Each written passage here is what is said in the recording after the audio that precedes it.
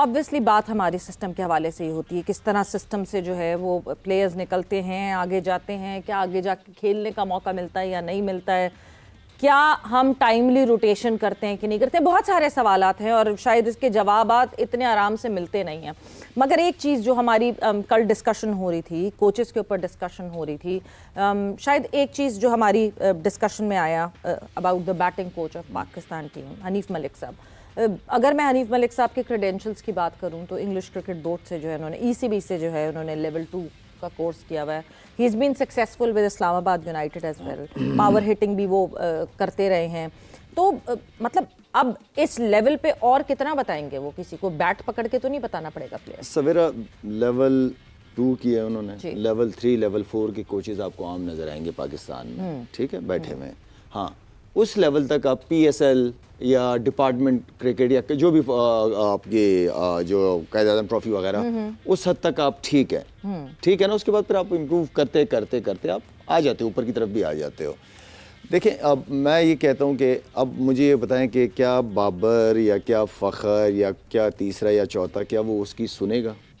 सवाल तो ये है ना, क्या वो उनकी सुनेगा, उनको समझाएगा? तो जिस प्लेयर को वो समझा रहा होगा उसके जहन में आएगा, यार तू खुद कितनी क्रिकेट खेला हुआ है भाई, तू मुझे समझा रहा है, तू बाबर को फ़खर को समझा रहा है, ठीक है, थ्रो डाउन के लिए ठीक है। ये हमारे सेटअप में ये माइंडसेट कैसे चेंज होता है? सवेरा आपको एक दुनिया भर में पाकिस्तानी है ना, आपको एक स्ट्रॉन्ग कैरेक्टर का बंदा चाहिए। अगर वो परफॉर्मेंस नहीं कर रहा या वो जो चीज की कमी है टेक्निकल, अगर उस चीज पे वो काम नहीं कर रहा, आपको मोहम्मद यूसुफ ने क्या कहा कि सुनते नहीं है, कि लड़की सुनते नहीं है। आप सोचेंगे अगर मोहम्मद यूसुफ के स्टेचर के बंदे की बात नहीं सुनते, ठीक है, तो आपको एक चाहिए डंडा लेके जो खड़ा हुआ हो, ठीक है, कि करोगे तो खेलोगे, ठीक है, इसको इंप्रूव करो, ये तुम्हारा वीक पॉइंट है। जो नेचुरल शॉट है वो तो तुम्हारे पास है, जो वीक एरिया है उसको कवर करो। आप विराट कोहली को नहीं देखा था आपने कि मेरा कट वाला शॉट नहीं लग रहा था, बाकी शॉट मेरे पास पूरे थे, उसके लिए मैंने मेहनत की, उसके लिए वो मसल डेवलप किए, जब जाके वो मैंने शॉट जी। इस तरह ये होते हैं प्रोफेशनल लोग जो वीक एरियाज पे काम करते हैं, ठीक है ना। और इसके लिए आपको एक डंडे वाला बंदा ही चाहिए, अगर नहीं कर रहा तो काम करवाए उनको, ठीक है। दूसरी चीज सवेरा, आप जो मैं ये कहता हूं कि आपके पास जितने भी जो अभी क्रिकेट छोड़े में लड़के हैं, क्रिकेट बोर्ड का काम यह है कि उन लोगों को लेके आए जो पुराने थे 90s 90s, उनको ले भी आए सिस्टम के अंदर, कर भी लिया, 2-2 3-3 दफा उनको कोचेस बना दिया उन्होंने। उन लोगों को मैं ये नहीं कहता बिल्कुल साइड पे कर दें, उन लोगों को नीचे लेके आए। वो सारे तगड़े लोग, सारे जो प्लेयर्स हैं, उनसे रिक्वेस्ट करें, पाकिस्तान की खातिर रिक्वेस्ट करें कि आप नीचे लेवल पे क्रिकेट बोर्ड का साथ दें, प्लेयर्स डेवलपमेंट के ऊपर वहाँ पे काम करें, उनको अच्छी सैलरीज दें, उनका हक बनता है, उन्होंने नाम मेहनत की है, नाम बनाया है उन लोगों ने, तो उनको अच्छी सैलरीज दें, उनको अच्छा पैकेज दे के उनको नीचे काम कराएं। और देखें, हनीफ अगर कुछ चीज़ बेहतर की हो तो इंडियन बॉलर्स ने तो एक्सपोज कर दिया हमारे बैट्समैनों को, जो यूं करके खेल रहे हैं, थोड़ा सा बॉल स्विंग, थोड़ा बाउंस हो तो यूं करके शॉटिंग खेल रहे हैं। ओ भाई, हम टेक्निक की बात इंटरनेशनल टीम, नेशनल टीम पे तो नहीं कर सकते। नेशनल टीम में बार बार कह रहा हूं मैं कि नेशनल टीम में आप टेक्निकें ठीक नहीं कराते। नेशनल टीम परफॉर्मेंस की जगह है, ये टेक्निक वेक्निक ये सारा under 19 A team, Shaheen team, उनमें किया जाता है, ये सारा काम वहां पे काम किए जाते हैं। थोड़ा सा बॉल स्विंग हुआ, थोड़ा सा ऊपर आया, आपके बड़े बड़े प्लेयर यूं एक्सपोज हो गए। तो इसका मतलब है कि हनीफ साहब काम नहीं कर पा रहे, नहीं कर पाए। हाँ, फ्लैट पिचेस होंगी, पाकिस्तानी पिचेस होंगी, जहां वेस्ट हाइट से ज्यादा ऊपर बॉल नहीं आएगा, तो वहां तो आप बहुत अच्छे हो। जहां बॉल थोड़ा सा स्विंग, थोड़ा सा हाइट पे है, वहां पे एक्सपोज होना शुरू हो गए। तो आपको एक ऐसा कैरेक्टर, ऐसा प्लेयर चाहिए ऊपर के लेवल पे पाकिस्तान टीम का, बाकी नीचे, लेकिन पाकिस्तान टीम में एक स्ट्रॉन्ग कैरेक्टर का बंदा होना चाहिए, जिसकी इज्जत प्लेयर दिल से करते हो, जिसकी सुनी जाए। ये वाकई एक बड़ा कल्चरल मुझे लगता है कि इशू आ जाता है। दो के यस, आपने विराट कोहली और रोहित शर्मा की बात की, बट द बैटिंग कोचेस जो हमें इंडिया में भी दिखते हैं वो भी फर्स्ट क्लास ही खेले हुए, जनरली वो इंटरनेशनल नहीं खेले हुए, but even then may be Virat Kohli और रोहित शर्मा उनकी सुनते होंगे नहीं, वो वहाँ का सिस्टम है इंटरनली, वो अगर आए भी हैं तो वो नीचे लेवल से होते हुए ऊपर आए होंगे, ये भी रिकॉर्ड चेक कर लीजिएगा। एक सिस्टम के थ्रू आए, किसी फ्रेंचाइज के थ्रू नहीं आए। बिल्कुल सिस्टम के थ्रू तो आए हुए होंगे। एक चीज क्योंकि नोटिफाई करने वाली यही चीज है that obviously Mike Hesson who came out from Islamabad United and then जब हनीफ मलिक साहब भी इस्लामाबाद यूनाइटेड में बैटिंग करते हुए बैटिंग कोच होते हुए यहाँ आए तो एक इंप्रेशन ये पड़ता है कि yes Mike Hesson is bringing in his team, जिस पे हम शादाब की प्रेजेंस पे भी बहुत ज़्यादा क्वेश्चन करते हैं। बट तौसीफ साहब बिफोर कमिंग टूवर्ड्स यू एक चीज़ जो कि मैं मुसलसल आप लोगों से पूछती हूँ और जानना चाहती हूँ कि क्या सिर्फ और सिर्फ स्किल्स का मसला है, नर्व्स का मसला है या फिर फिटनेस का भी मसला है? तो हमारे साथ जो है डॉक्टर अम्माद ने ज्वाइन इन किया है। Doctor Ammad who is a sports physio and right now he is working with our domestic team as well. Doctor साहब अस्सलाम वालेकुम and welcome to the show. जी अस्सलाम वालेकुम, thank you very much for inviting me. Doctor साहब सबसे पहले the most important question because obviously हमारा सारा फोकस अभी तक we are stuck on that Pakistan India game और जिस तरह की परफॉर्मेंसेस हमारे लड़कों की तरफ से आई, हमने इंडिया को फील्डिंग करते हुए देखा, एक कॉर्नर से दूसरे कॉर्नर पे स्प्रिंट लगा के कैचेस पकड़ते हुए भी देखा। तो सबसे पहले तो the kind of fitness that is required on modern level, क्या हमारे लड़के इतने फिट है?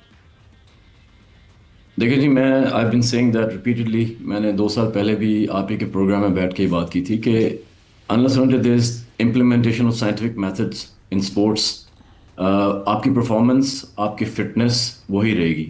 क्योंकि अगर आप एक साइड से एक ही पुराने मेथड्स डालते जाएंगे या पुरानी टेक्नोलॉजीज डालते जाएंगे तो कोई रिजल्ट दूसरी साइड से बाहर कभी भी ठीक नहीं आएगा।